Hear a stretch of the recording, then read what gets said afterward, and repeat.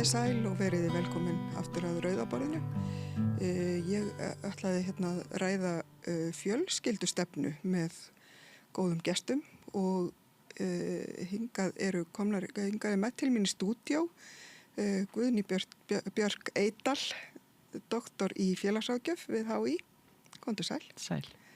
Og með okkur í gegnum Zoom er hún Ásdís Arnalds fyrirgeði. Ásdís Arnalds, afsakið við vefst tunga tönn, látum þetta slæta. Ásdís Arnalds sem er lektor í félagsráðgjöf við HÍ. Er það ekki rétt hjá mér, Ásdís? Já, passar. Takk fyrir, já, ég myndi þetta rétt. Þessi titlar geta oft verið svolítil munnfyllir. En allavega, bara velkomnar til mín. Og fjölskyldustefna. Hvað er það? Guðný Eydal, erum við með fjölskyldustefnu á Íslandi? Já, við erum með fjölskyldustefnu. Fjölskyldustefna er hugtak sem er yfirleitt notað aðgerðir stjórnvalda til þess að mæta fjölskyldunni í verkefnum hennar. En það er samt ekki eingöngu bundið við opinbera því að til dæmis vorum við með fyrir nokkrum áratugum mikla hreyfingu varðandi fjölskyldustefnu fyrirtækja. Að það væri fjölskylduvæn starfsmannastefna og mörg fyrirtæki það var stórt verkefni sem héti Gullna jafnvægi voru að setja þessi mál á oddinn. Og ég bara tók eftir í til dæmis nýlega að Orkuveitan hefur sett sér mjög öfluga fjölskyldustefnu og að mæta foreldrum til dæmis í sambandi við fæðingarorlof með að borga full laun í 6 mánuði, bjóða upp á hlutastarf í að við minni 3 mánuði að barnið verður 2 ára og er með alls konar aðgerðir sem snúa að jafnrétti og fjölskylduvænum vinnustað. Já. Þannig að við höfum, ég og Ásdís verið í verkefni, Evrópaverkefni, þar sem var verið að skoða hlutdeild karla í umönnun. Þá einmitt beintum við sjónum að fyrirtækjum. Já. Og það er víða verið að gera svona mjög flotta hluti en kannski fer ekki hátt. Nei. En ef við horfum á þessa opinberu fjölskyldustefnu þá er kannski líka hægt að flækja það aðeins því að annars vegar erum við kannski með stefnunni sem birtist í ólíkri löggjöf og það er oft talað sifjalöggjöfina eða fjölskyldulöggjöfina sem eru svona umferðarreglurnar fyrir fjölskyldur. Hverju mega verið í fjölskyldu og hvað skyldur hafa hvernig annan. Já, sem hún aðeins verið útvikað á undanförnum áratugum sem betur fyrr, já. Og samt að þá mjög skilyrkt, sko. Já. Og síðan erum við með allskist tilfærslur af peningum úr einu vassanum í annan til þess að reyna að jafna kjör.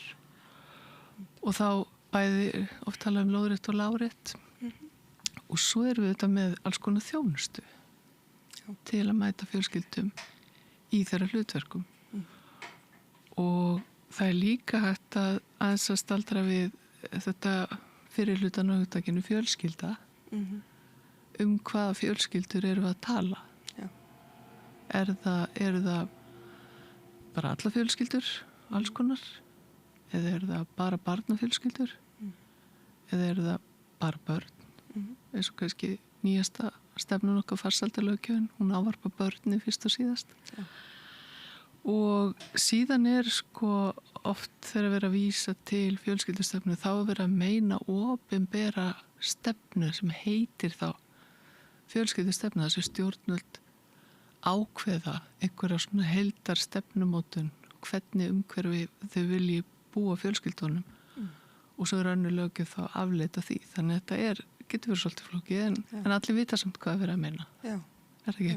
Jú, það er alveg góðir punktar vegna þess að þegar við hugsum fjölskyldur þá erum við oftast að hugsa barna fjölskyldur en það er náttúrulega bara brota fjölskyldum í landinu sem að geta stundum verið bara fullorðnir einstaklingar sem að þurfa þá væntanlega líka einhverja þjónustu á einhverjum tímapunkti. Það er þannig að algjörlega. Og það er áhugavert að við settum þingsályktun opinbera fjölskyldustefnu 1997 og í henni skilgreiningin einmitt mjög víð. Já. Og þessi stefnuna eða þessi þingsályktun raunverulega enn í gildi og mjög öflug markmið sett hvert eiga stefna. Já. En framkvæmdin hefur einhvern veginn svona svolítið farið á hliðina má segja því að þó þessi á margan hátt mikið af löggjöf sem að tala alveg inn í þessi markmið að þá var ætlast til samkvæmt þingsályktunin að veri starfandi fjölskylduráð sem að færi svona fyrir því að vekja athygli á málu fjölskyldunar og huga það þessari framkvæmd sem átti bæði að vera hjá ríki og sveitarfélögum. En það hefur ekki komið saman síðan nú ártölinn, það er alveg orðnir áratugir sko. Já. Og það verður ekkert verið skipað í þetta ráð. Nei. Þannig að það er svolítið áhugavert að hún er bara þarna. Já, hangir í lausu lofti. Hangir svolítið í lausu lofti, má segja. Og 2013 þá skipaði þáverandi félagsmálaráðherra Eygló Harðardóttir starfshóp sem að fór fyrir því að gera nýja stefnu. Og það var haft mjög víðtækt samráð við bara almenning, fulltrúa barna, hagsmunasamtaka, hagaðila og mikið samtal sem átti sér stað áherslurnar og það var grundvallað á samningi réttindi barns því að þarna var áherslan á barnafjölskyldur þannig að skilgreiningi var svolítið þrengd og svo til að var lögð fram á Alþingi bara rétt áður en að sú ríkisstjórn lauk störfum þannig að hún bara dagaði uppi þar og það hefur sjálfur sér ekki verið mér vitanlega gerð ný tilraun til að endurnýja þessa stefnu, þessa opinberu stefnu. Nei, einmitt. Hérna er eitthvað sem þú vilt bæta við þetta Ásdís? Áður við höldum lengra? Nei, kannski bara því að búin ég að minnast á þessa þingsáætlun tillögu frá, eða þingsáætlun mótun opinbera fjölskyldustefnu frá 97 að það er auðvitað eins og Guðni segir, margt sem birtist þar sem að er mikil áhersla á í annari löggjöf, sko, eins og fæðingarorlofslöggjöfinu og annað þetta áhersla á allir með jafnrétti í fjölskyldunu og annað, en á sama tíma er margt í okkar stefnu svolítið brotakent og sumt sem að talar ekki alltaf alveg sama. Nei, einmitt. Þetta er akkurat að því að núna náttúrulega erum við að stefna í sveitarstjórnarkosningar sem verða bara í þar næstu helgi. Það eru tæplega 2 vikur í þetta og þá náttúrulega keppast frambjóðendur við alls konar loforð í einmitt málefnum fjölskyldna, þá helst í leikskólamálum. Helst í leikskólamálum og það er einmitt vantar einmitt upp á þessa samfellu, sko, að það er auðvitað búið að löggjöf fæðingarorlof er mjög skýr og jafnréttis áherslur þar en síðan í raun og veru ekkert sem að tekur við. Ísland er eina Norðurlanda þjóðin sem ekki er með lögvarinn rétt til leikskóla vistar strax að loknu fæðingarorlofi. Þannig að það er misjafnt eftir sveitarfélögum hvernig þessu háttað. Þannig að í sums staðar og einkum á höfuðborgarsvæðinu að þar er umönnunarbil sem að getur verið alveg 1 ár eftir að fæðingarorlofi lýkur sem að foreldrar þurfa að brúa. Og svo er það náttúrulega líka sveitarfélagana að sjá rekstur leikskóla og þannig að það er líka, sko, eins og ég segi, þetta er misjafnt eftir sveitarfélögum og meðan náttúrulega fæðingarorlofið er og svo löggjöf að sett fram af ríkisstjórninu eða svo ríkisvaldinu. Þannig að, einmitt. Svo vilja mála oft verða svona bitbein á milli ríkis og sveitarfélaga þannig að það er oft einmitt líka bara, þetta er náttúrulega mjög hættulegt fyrir bara fólk sem er í þeirri stöðu að vera með lítil börn sem að eru í þessu bili. Er þú veist, hvað getum við gert í þessu? Er þetta stjórnvalda, er þetta sveitarfélag, er þetta bara... Já, sko, ef við værum með fjölskylduna alltaf á dagskrá og það væri, segjum bara að væri fjölskyldumálaráðuneyti og það væri fjölskyldustefna og atvinnulífið og stjórnvöld hefðu komið sér saman einhverja stefnu hvernig þetta styðja við unga foreldra. og þá væri þetta kannski ekki svona flókið. Því auðvitað snýst þetta allt sko það er talað að vanti fólk og það þarf auðvitað að mennta fólk, það þarf að byrja þar. Já, korrekt. Og síðan þurfa kjör og vinnutíma og annað að vera eins og hjá öðrum. Já.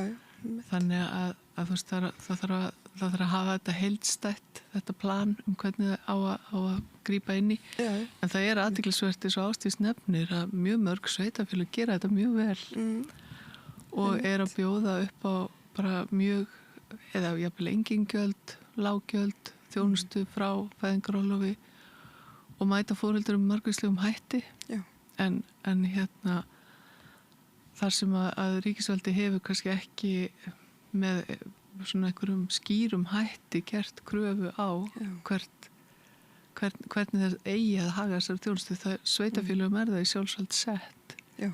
Hvernig þau haga framboði og hvað þau gera. Og meðan það fylgir heldur ekki fé frá ríkinu þá kannski er erfitt að gera kröfu á sveitafélögum. Þannig að þetta við höfum svona verið með einhvern vandragang í kringum þessa framkvæmt og við gætum alveg lært heilmikið af nágranna þjóðunum hvernig þau hafa farið inn í þetta. Norðmenn voru bara líka að kljást við þetta fyrir ekki svo löngu síðan og hafa settu bara gerði plan og leystu málið og eru núna að voru að vinna stóra rannsókn á hvernig til hefur tekist og hún að koma mjög vel út. Þannig við eigum alveg fullt á góðum fyrirmyndum í þessu. Já.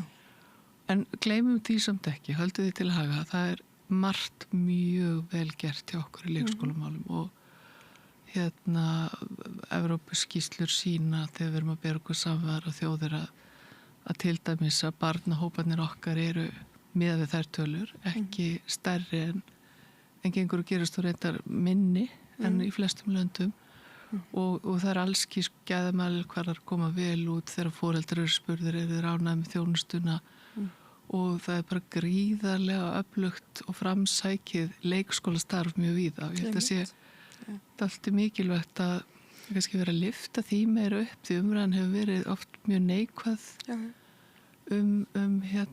þessar erfiðari hliðar varðandi starfið og líka bara við ætlum að laða ungt fólk inn í starfi leikskóla þá verðum við líka að tala um það sem vel gengur og ég held að leikskólakennarastarfi geti verið mjög gefandi starf og hvet ungt fólk sem er að íhuga að skoða nám, að skoða það líka. Já. Því að við þurfum fleiri leikskólakennarar og ætlum að ná þeim markmiðum sem við höfum sett okkur varðandi mönnun. Já. Þannig að það þarf að skoða þetta allt saman. Já, en það er fleira að því Ásdís myndist á svona misræmi og svona mismunandi skilaboð. Við höfum líka verið að skoða fjölskyldu bótakerfið. Það er að segja greiðslur sem að foreldrar fá vegna barna og þar kannski að við settum þessi góðu farsældarlög samþættingu þjónustu börn sem að eru á fullu í framkvæmd og verið ganga bara á flestu stöðum mjög vel. Já. Er það félagsmálaráðuneytið fyrirgefið? Það er barnamálaráðuneytið sem að menntamálaráðuneytið fer með þau núna. Akkurat. Þetta var á öðrum stað þegar þau voru sett. Akkurat. En svo eru greiðslur vegna barna. Þær eru einmitt hjá sumar hjá félagsmálaráðuneyti, aðrar barnabæturnar eru í fjármálaráðuneytinu og svo eru meðlagsgreiðslurnar greiddar samkvæmt barnalögum og þá í dómsmálaráðuneyti. Já. Þannig það er engin heildarsýn raunverulega á einum stað yfir hvaða stuðning barnafjölskyldur fá og þetta er kannski ekki vel til þess fallið að verða mjög markvisst þar leiðandi og það er svolítið langt sem við settum okkur löggjöf bæði barnabætur og meðlagsmálin og ýmsar greiðslur sem að hefur kannski ekki alveg verið það verður að vera uppfærðar upphæðir og gerða svona einhverja smáverilega lagfæringar á ýmsum kerfum en það er mjög langt síðan að það hefur einhver heildstæð umrætt sem stað markmið og eðli þeirra kerfa. Og það hafa svona komið brættir öðru hverjum og meðal annars í þessari þingsályktun fjölskyldustefnuna sem aldrei kom til umræðu að þar var talað kerfi barnatrygginga og hugmyndir svona að efla stuðning við þau börn sem virkilega þurftu án tillits til þess af hverju tekjufall eða lágar tekjur hefðu komið til í þeirra tilvikum. Þess að þetta ekki að gera upp á milli barna eftir af hvaða ástæðum foreldrar féll út á vinnumarkaði til dæmis. Já. En það hefur ekki verið skoðað aftur og einhvern veginn svona orðið svolítið út undan umræðinni, mætti segja. Já. Og þannig eru þetta gríðarlegir hagsmunir á ferð fyrir börn. Já. Og núna að störfum hópur sem er ætlað að vinna áætlunum hvernig við upprætum barnafátækt, svo vonandi hreyfist það þá eitthvað í leiðinu, en þetta á þetta ekki bara við fátækbörn heldur. Nei, bara börn almennt. Já, akkurat. Og alveg komið full ástæða til að rifja upp hvert var nú markmið með þessum kerfum og hvernig ætlum við að hafa þetta. Einmitt. Þannig að svarið kannski að það fjölskyldustefna en það er víða pottur brotin samt. Það þarf svona aðeins að kannski... Já, hún er kannski allavega ekki mjög svona markviss eða samhæð alltaf. Nei, einmitt. Og það er náttúrulega líka það að við erum alltaf með þessi mörgu kerfi þar sem fólk getur dottið á milli.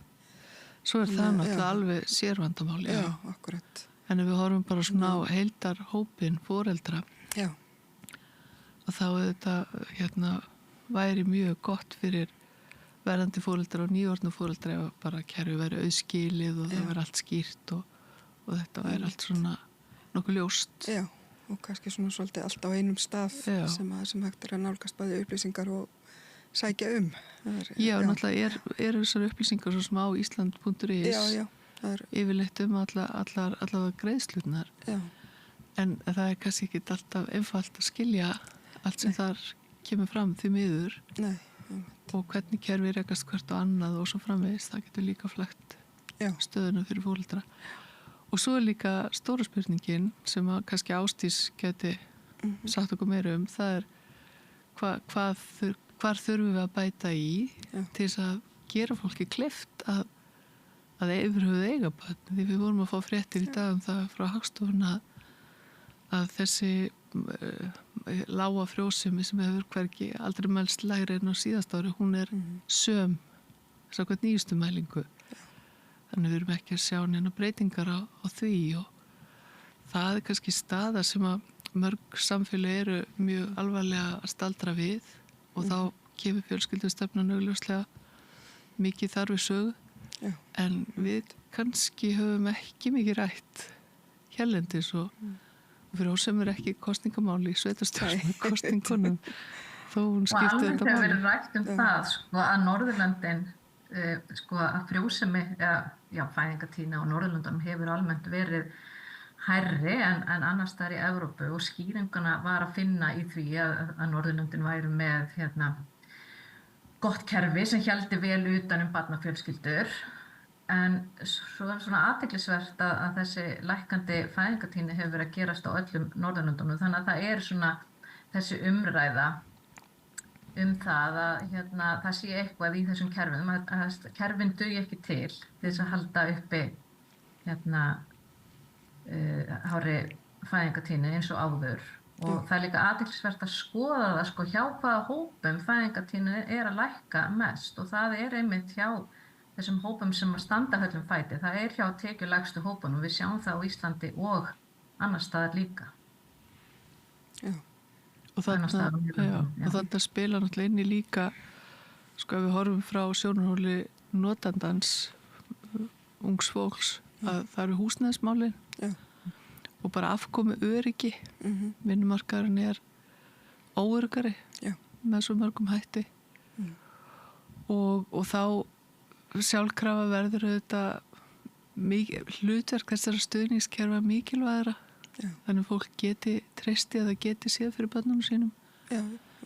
Og það er gríðarlega mikilvægt að við tökum þetta samtal og þetta með ungu fólki líka þeirra áherslur og svo hefur líka þetta spilað inn í að ungt fólk hefur bara áhyggjur af nattrætni framtíð. Já, þetta er náttúrulega ekki beint góðar horfur í heimsmálum Nei, en hvenær hafa verið góðar horfur í heimsmálum? Þú veist, maður getur líka spurt sig að því. Jú, fólk var nú eiga börn þarna á millistríðsárunum og sko. Og það alveg þekkt. Aldrei jafn mikið í hruninu. Nei, einmitt. Og svo aftur í COVID, þá smárstængum. En það alveg þekkt sko í þessari sögu, það alveg farið að tala þessa fjölskyldustefnu fyrst þegar verður samdráttur í fæðingu með milli upp úr stríðinu og þá litið á fjölskyldustefnu sem aðaltækið til að örva fjölskyldustofnun og tryggja fólki þar aðstæður að geti stofna fjölskyldu og ég hef mann eftir að þegar ég byrjaði í mínu doktorsnámi þá var eina skýrslunum sem ég las, hún var frönsk og hétt Hvað kostar þriðja barnið? Því það var bara búið að reikna út hvað þyrfti að hækka hvað til að fólk treysti sér í að eignast þriðja barnið. En ég held að við höfum svolítið ekki verið þarna því við vorum svo frjósum og það var svo há fæðingatíðni hérna. Þetta hefur ekki verið áhyggjuefni. Þannig að við þurfum kannski að fínstilla svolítið markmið stefnunar og þannig að þetta sé mögulegt fyrir ungt fólk. Mér finnst áhugavert það sem þú sagðir í byrjun, Guðný, að með að sum fyrirtæki að fara fram með góðu fordæmi. Hvað svona til fyrirstöðu að stjórnvald einfallega taki upp eitthvað svipað eins og einmitt þú myndist á með fæðingarorlofið að greiða út 100% sem sagt í fæðingarorlofið 100% af launum og svo að koma tilbaka með eftir einhverju svona hlutastarfi eftir Já, þú er að byggja Daða á og koma að tala um það sko, ég held að hann sé meira með það en sko hugmyndafræðilega auðvitað engin takmörk á hvað hægt að stíga langt í stuðningi og bara þú segir 100% þá er svo áhugavert að mann í hvort við nefndu að þau vorum hjá þau síðast að á Spáni greitt 100% þar hefur hvort foreldri 4 mánuði í fæðingarorlof og svo var féll dómur það mætti ekki taka skatta alveg rétt, af þeirra upp að þannig þau eru basically með 100% skattfrjálst þannig það má, það hægt þannig að maður hugsar bara þegar fólk eignast til dæmis fyrsta barn þá fellur til mikill kostnaður og þetta ekki tíminn til að vera þá að draga saman seglin það verður allt dýrara og það undar mjög áhugavert fyrst að tala um fyrirtækin hvað bæði tryggingafélög og bankar hafa stigin í það að mæta fólki þeirri stöðu og boðið upp á að fresta borgunum að lánum og annað slíkt fyrst eftir fæðingu þannig að stuðningunum kemur mjög víða að og mjög áhugavert að fyrirtækin sé að grípa þennan bolta kannski betur og meira heldur en hið opinbera og ég meina barnabóksbónus svo ég minnst á það, ég meina það margir að styðja fyrirtæki að styðja fólk sína viðskiptavinni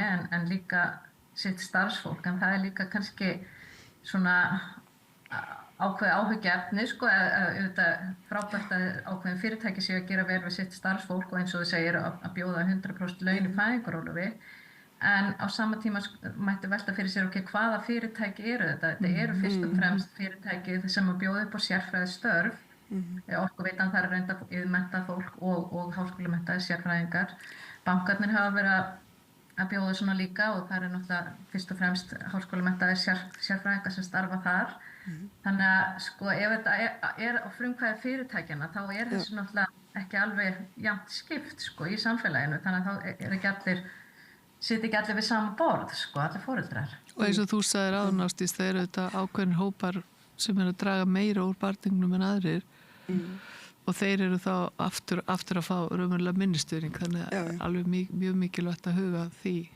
að allir fái grunninn akkurat og það sé tryggt og einmitt að því að þú sagðir frystingar á borgunum og lánum þá hugsa maður strax leigjendur sem maður ætla að fá engar akkurat sem að það er ekki hægt að alveg setja í sömu stöðu nákvæmlega og það ég minna bara eins og að þú nefndi hvað var hægt að gera með öflugu stuðningskerfi við fyrstu kaupendur sem að stofna fjölskyldu, þá getur auðvitað lyft fólki lengra og það er auðvitað vist tillit tekið til barna í húsnæðisbótakerfinu en það er ekki mikið. Nei, og það mætti vera miklu öflugur ef fólk hefði áhuga því að styðja betur við unga barnafjölskyldur.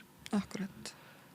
Og það er náttúrulega húsnæðisbótakerfið er náttúrulega ekki að dekka nema bara einhverja prósentu af leigufjárhæð. Hún náttúrulega leiguverði komið svo hátt upp úr öllu valdi að nákvæmlega. Þannig að þetta er náttúrulega allt áhyggjefni og samhangandi líka og eitthvað sem ætti að vera kannski inn í fjölskyldustefnu.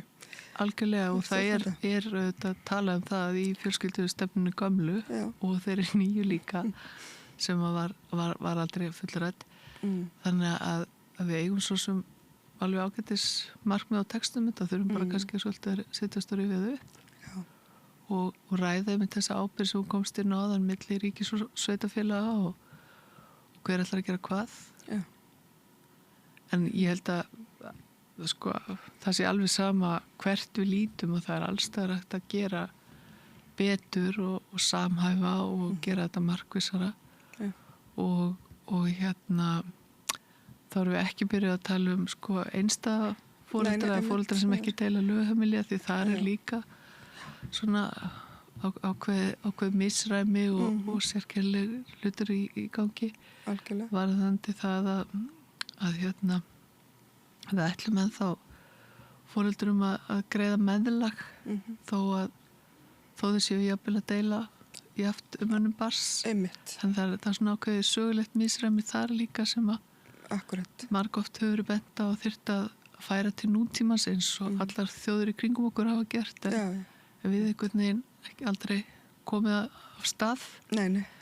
Þannig að það væri alveg tímabært að endurskoða þessar greiðslur og þar með þá talið húsnæðisstuðningin til barnafólks.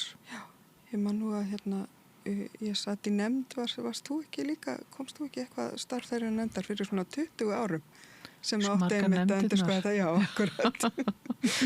En ég sá nú aldrei afraksturinn af okkar miklu vinnu þar en þannig að ég er bara, það sem ég er að benda á er að þetta hefur margoft verið rætt og en það einhvern veginn hefur aldrei komið einhvern veginn fyllt inn í stjórnkerfin til Þá komum kannski aftur að þessu með hver ber ábyrgð á hverju að ég sá þýska skýrslu að vera að taka út hvort eru fyllt eftir tilmælum Evrópusambandsins varðandi börn, þjónustu börn og greiðslur og þá var einmitt verið að kvarta yfir því að það væru of margir sem kæmu að því að halda utanum hlutina og það vantaði heildarsýn á málaflokkin. Og ég held að það sé kannski eitthvað sem við þyrftum að skoða betur að því að hver á fjölskyldurnar, hver ber ábyrgð á þessum málaflokki ef ég spyrði bara. Það er bara við öll, er það ekki? Við öll, þetta verður náttúrulega samvinna á milli ríkis og sveitafélaga en þegar það er enginn sem fer fyrir málaflokknum, þá er kannski og maður veit alveg að í öllum ráðuneytunum eru ærin verkefni og fjölskyldunar hafa nómið sig. Það er ekki, barnafjölskyldur eru mjög lélegur hagsmunahópur eða hópur til að berjast fyrir einhverju því þær eru bara önnum kafnar. Og líka bara svo ólíkar, þannig að það eru ólíkir. Já, en eins og bara þú veist, ef við horfum á til dæmis þessi leikskólamál, það settist þarna foreldrar í ráðhúsi og stóðu sig vel í að mótmæla en við sjáum yfirleitt ekki svona hluti gerast hjá þessum hópi. Nei, einmitt. Því hann er bara með þannig verkefni að það er ekki tíma eftir. Ég veit það. Þannig að þarna bera stjórnvöld þetta gífulega mikla ábyrgð og samkvæmt líka bara barnasáttmála og alþjóðlegum samningum, en það er til dæmis í barnasáttmálum að það ber að tryggja vinnandi foreldrum þjónustu við hæfi og það er allskis ákvæði hvernig stjórnvöld eiga styðja við foreldra í umönnunarhlutverki og það þyrfti kannski að huga því að þessi málaflokku fengi meira heildrænt heildræna einhvern veginn skoðun. Já. Og þá þyrftu þetta eitthvað ráðuneyti að fara fyrir því. Já. Eða ráðherra. Þannig að setja þetta allt undir eitt ráðuneyti til dæmis. dæmis. Já, allavega væri einhvers konar fastur samstarfshópur eða eitthvað í stjórnkerfinu sem kallað á þessu mál verið skoðuð heildrænt. Já. Eða fjölskylduráð sem minnst á þarna í þingsáttun mótum opinbera fjölskyldustefnu sem Guðni myndist á í byrjun. Já. Og það var svona tengiliður við þessu, ólíku ráðuneyti og svo sveitafélögin. Já, akkurat. En svo við komum kannski aðeins að leikskólamálunum. Að því að nú eru þau örugglega að fara að verða heit kartafla á komandi viku sem eftir. En þú myndist á einhver sveitafélög sem væru að gera vel út á landi. Er það eitthvað sem þú viltu nefna þau? Það er nú eins og fara að velja á milli barnanna sinna eitthvað. Ég held að fara nú valið í það. Ég heldur ekki sinni en nýja rannsóknar. Þetta er bara svona sem maður heyrir og sér. Já. Að við sjáum bara til dæmis að tölum Hagstofunnar að það er Ásdís ertu með þær hjá þér. Bara hvað er misjafnt hlutfall barna á fyrsta ári í leikskóla eftir landslutum. Og það er ef mann rétt eru hæsttölur er alveg 77% Hvað segir Ásdís? Já, ég ætla að segja, ég hef svo sem ekki með það við hendina núna Hagstofutölurnar en ég hef skoðað þetta í hinum ýmsu gagnaskrám í gegnum tíðina, meðal annars í könnunargögnum þegar við Guðni og ásamt Ingólfi Vafki Íslandsinni hefur nú lagt fyrir kannanir fyrir heilu árgangana og þar kemur mjög skýrt fram þegar ég greini eftir búsetu að þetta er að staðan á landsbyggðunum er víðast hvar betri á höfuðborgarsvæðinu og svo er þetta náttúrulega líka misjafnt eftir sveitarfélögum á höfuðborgarsvæðinu og jafnvel hverfum. Já. Og jafnvel hverfum, já. Það er mjög sérstætt og erfitt að alhafa eitthvað. En við getum byrjað á því og sagt að það er auðvitað frábært að leikskólamál sé á dagskrá. Ef ekki fagna því. Jú, við fagnum því alltaf. Já, að það sé verið að tala þarfir barna og þjónustu við foreldra og svona verið að gefa þessu málflokki vægi í umræðinni. Það er algjörlega frábært. Og vonandi ber okkur bara gefið til að taka hagsmuni barna fyrst og huga þeirra fjölbreyttu þörfum og ekki taka bara stöðun út frá skorti á einhverju og til dæmis eins og ég var að segja við höfum þetta markmiðum að 2/3 eiga að vera kennarmenntaðir í leikskólum og þá þurfum við þetta að huga því að það sé búið þannig að leikskólakennarar námi og að nemendur fái fræðslum að þetta sé búið og svo framvegis. Það er ekki nóg bara að segja það er líka að fylgja því eftir.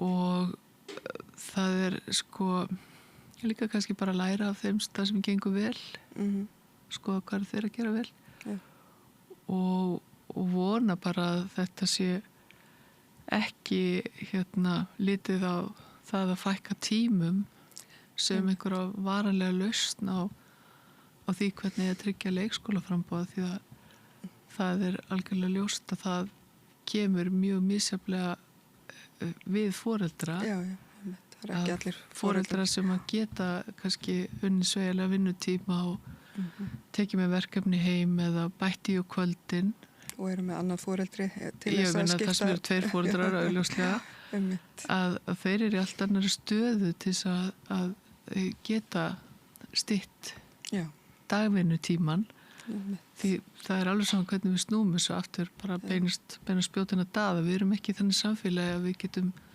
unnið hlutastörf þegar við erum að eignast börn það bara er fjárhagsstæmi sem gengur sjaldnast upp þannig að það þarf allir að koma að borðinu og vinna því hvernig þetta leysa þetta sérstaklega fyrir fólki með lægstu tekjurnar og við höfum oft rætt að hvað er áhugavert til dæmis fyrir fólk sem er í vaktavinnu eða með óhefbundi vinnutíma að það er hvergi verið að mæta því fólki Nei, og og bara það skilið eftir hjá við komandi að leysa þau mál.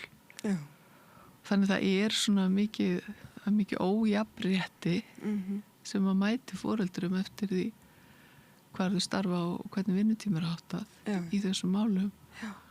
Og ef við lítum á leikskóla sem gæði fyrir börn, þá erum við líka að skapa börnum ólík tækifæri. Þannig Já, akkurat.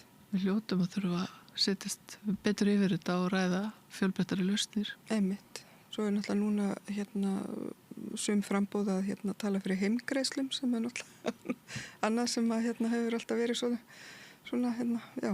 Það náttúrulega alls konar skilningur á þeim í fyrsta lagi, sko.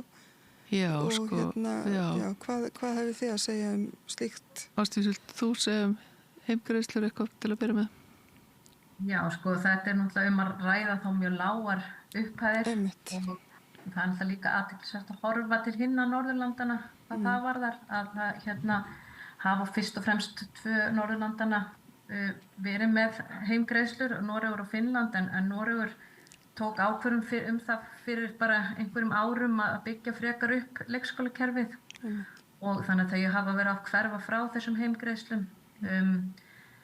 Því að það svona líka athyglisvert að skoða hvað fjölskyldur eru það sem hafa nýtt heimgreiðslur, að þetta svona, reynslan frá Noregi sýnir þetta voru oft innflytjendakonur gjarnan sem voru kannski í bári stöðu á vinnumarkaði og þannig að það þótti kannski þá líka æskilegt frekar að börn þeirra fengi að umgangast þá frekar börn á norskum uppruna og svo framvegis til þess að við lærðu tungumálið og svoleiðis, þannig að ég meina já, og þessi áhersla sem hefur verið svona allt í einu hefur þetta verið að poppa upp í umræðuna á Íslandi með þessa heimgreiðslur, en sko ég held að þetta ekki eitthvað sem að fólk telur æskilegt. Ég hef spurt þetta í könnunum hvort að fólk myndi frekar vilja að börnin byrjuðu fyrir á leikskóla eða að fá heimgreiðslur og það fólk kýst að frekar að börnin komist fyrir á leikskóla, því þetta þetta bara einhver lág upphæð sem að vera að tala bara rétt á meðan að vera að brúa bilið. Það væri kannski einhver redding í 2-3 mánuði eða eitthvað svoleiðis en ekki til. Það er líka annað sem sko mikilvægt að hafa í huga. Við tölum heimgreiðslur og það eru algjörlega ókynjaðar og hlutlausar. sem við vitum að þeir eru ekki. En sko ég meina að öll tölfræði frá löndum sem hafa prófað þetta sýnir að það er bara nánast alltaf móðurinn sem að hverfur frá starfi til að vera þá heima með tilheyrandi afleiðingum sem eru vel rannsakaðar, kortlaðar og búið að setja tölur á, meira að segja nýlega rannsóknir á Íslandi sem sýndi fram á að jafnvel við 10 ára aldur er móðurinn enn með lægri tekjur en konur sem ekki eignast börn. Þannig að þú veist, það er ekkit sem þarf að ræða, það er bara búið að mæla þetta í bak og fyrir og það hefur líka áhrif á börn, gleymum því ekki, ef foreldrar standa höllum fætt á vinnumarkað þá hefur það áhrif á þeirra afkomu. Og sko bara áhugavert þegar við berum saman þetta Norðurlöndin sem Ásdís var að minnast á að Norðmenn hverfa frá þessu að leggja áherslu á byggja upp leikskólan en Danir gengu öllu lengra og settu lög sem var mjög umdeild það að ef börn í ákveðnum hverfum þar sem eru mikið af innflytjendur búsettir ef þau eru ekki í leikskóla þá fá foreldrar ekki greiðslur, barnabætur til að tryggja þessa félagslegu þessi félagslegu tækifæri til að læra tungumáli, til að komast inn í samfélagi, til að umgangast aðra. Þannig að þetta hefur alls konar hliðar sem kannski þyrfti að ræða betur en á sama tíma geti ekki neita því að það eru þetta skrítið ef að eitt foreldri fær leikskólaplás og foreldri í næsta húsi með jafngamalt barn fær ekki plás og á sjálft að bera allan kostnað því meðan beður eftir plássi. Og ég man að Reykjavíkurborg kallaði þetta þjónustutryggingu einhvern tímann og þá var hugmyndin að reyna að jafna þetta bil en það er mjög flókið í framkvæmd og allar þessar hættur einhvern veginn felast í svona greiðslu fyrirkomulagi hvað sem við látum það heita. Já. Þannig að svona augljósa svarið að hætta að skammta þessa þjónustu úr nefa sem eftirspurnir eftir. Einmitt. Það náttúrulega held ég líka bara grunnstefið að það vantar náttúrulega bara fjármagn inn í þessi kerfi. Er það? Já, er það ekki? Er það snýst það peninga? Ég veit ekki, þannig ég skilja það ekki betur en svo, en kannski er það eitthvað fleira sem ég sé ekki. Nei, menn að því við erum að fara þess að leið að draga úr gjaldtöku. Já, einmitt. Kannski snýst það frekar bjargir mannafla og mönnum, ég veit það ekki. Já, kannski. Þú eru að fá einhvern hérna í rauðaborð að tala með þetta. Já. Sem betur inn í smáatriðanum. Á ég hóa í hagfræðinga og kannski verkalýðshreyfinguna. Ég held að það veri mjög snert. Já, það var það sem ég hafði í huga. En svo við höldum áfram með þetta, en ég veit að ég þarf að fara að sleppa ykkur þú þarft að vera mætt annað. Já, næsta. Þannig ég kannski bara þarf ennu aftur að hóa í ykkur seinna. Það er en þessi fjölskyldustefna er náttúrulega... Endilega líka fyrir ekki að grípa ráðherrana og heyra í þeim bara hvernig sjá þeir fyrir sér að stjórnvöld ávarpi þessa mikilvæga hagsmuni allra fjölskyldna. Við höfum mest talað barnafjölskyldur en nú þjóðina eldast. Já, akkurat. Og við erum með fjölskyldur í alls konar verkefnum á lífsleiðinni. Einmitt. Og augljóslega þurfum við að ræða þau og ávarpa þessa verkskiptingu. Hvað ætlar fjölskyldunar að gera og hvað ætlar því opinbera styðja við. Já, einmitt. En það þarf náttúrulega heildræna stefnu. Algjörlega. Er það ekki það sem máli snýst Svo við tökum þá peningana út úr umræðinni. Vilt þú betta ykkur við Ásdís áður en við kveð ykkur? Heildræn stefna. Heildræn stefna, undir einum hatti. Já, og bara kannski, að grípa þennan bolta sem að Guðni nefndi með að fjölskyldur eru að eldast, og við erum að eignast börn síðar á lífsleiðinni heldur en að við gerðum. Þannig að fólk, og fólk náttúrulega jafnframt lifi lengur, þannig að æ fleiri eru því hlutverki að vera annast ung börn á sama tíma og þau eru annast eldri foreldra. Þannig að við kallum samlóku kynslóð, þannig að þetta líka að huga að fjölskyldum í ólíkri stöðu og að umönnunar byrði eins og það heitir getur verið að aukast ef við pössum ekki upp á stuðningin og hann komur úr ólíkum áttum og taki með að ólíkum fjölskyldugerðum. Akkurat, og grípi sem flesta. Já. Heyru, þá bara langar mig til að þakka innilega og ég kannski sett link við þetta viðtala og samtali sem við áttum fæðingarorlofi sem er ágætis viðbót við þetta samtal. En bara þakka ykkur innilega fyrir Guðni Eydal héðan úr stúdíói og Ásdís Arnalds. Ég get ekki fengið þetta rétt. Ásdís Arnalds afsakið. Heru, ég kannski fæði að sjá þig í stúdíóinu kannski næst, Ásdís. Já, endilega. Já. En takk fyrir, ég ætla að halda áfram með þessa samræðu. Takk fyrir okkur. Takk fyrir og þakka ykkur fyrir að fylgja okkur Við ætlum að fara í eitthvað allt annað. Ég er handað við hornið. Takk. Góðir fjölmiðlar eru mikilvægur partur af því súrefni sem sérhvert samfélag þarf á að halda. En góðir fjölmiðlar þeir þurfa ekki endilega að vera hlutlausir, en þeir verða að vera sjálfstæðir. Alveg eins og góðir háskólar og traustir dómstólar þurfa að vera sjálfstæðir. Þeir þurfa að þjóna fólkinu, ekki valdinu. Ég heiti Þorvaldur Gylfason og ég styð samstöðina.